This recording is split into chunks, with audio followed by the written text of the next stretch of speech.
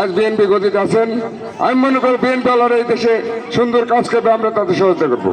সত্যিকার আজকে যে এখানে কাপড় বিতরণের জন্য এই এলাকার কৃতি সন্তান মিজানুর রহমান মজনু আজকে যে আনন্দ মেলা বসাইছেন, আসলে সত্যিকার এই আনন্দ মেলা আমাদের ফকির বাড়ি ফাউন্ডেশন থেকে আমরা মাঝে মাঝে দিই।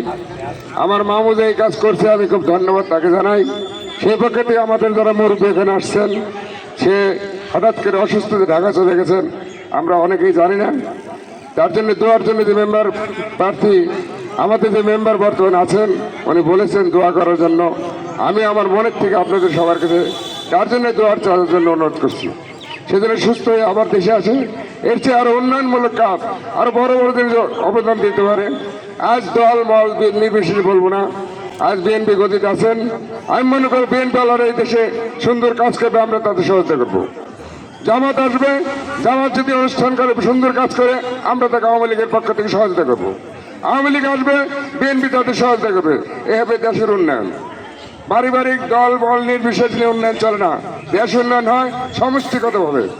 আমি আপনাদের অনুরোধ করবো, আমার মামু বিএনপি করে কেন্দ্রের নেতা, জাতীয় সংস্কৃতি দলের সাংগঠনিক যুগ্ম সাধারণ সম্পাদক মনে হয়, ওনাকে দোয়া করি উনি আরো ভালো পথে যাক। বিএনপি যতদিন থাকবে ওনার দ্বারাই যেন আমরা এই এলাকায় শান্তিতে বসবাস করতে পারি, ওনার জন্যই আমরা যেন আরো উন্নয়ন আনতে পারি এই এলাকার জন্য, এ আশা আমি ব্যক্ত রাখি। আজকে আমরা যে সুন্দরভাবে বিতরণ করবো কাপড়, আমি সবাইকে অনুরোধ করবো, আপনারা যারা কার্ড পাইছেন, যাদের হাতে কার্ড আছে তারা এই মাঠে থাকেন। যাদের হাতে কার্ড নাই, দয়া করে বিশৃঙ্খলা না করে মাঠ থেকে চলে যান।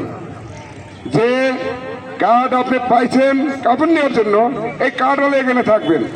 অনেকবার কাপড় বিতরণ করতে করতে অভিজ্ঞতা হয়ে গেছিল, কার্ড নাই বিশৃঙ্খলা করে আমাকে হয়তো দিবে, আজ উনি নাই, আমরা তো ব্যক্তিগতভাবে দিতে পারবো না।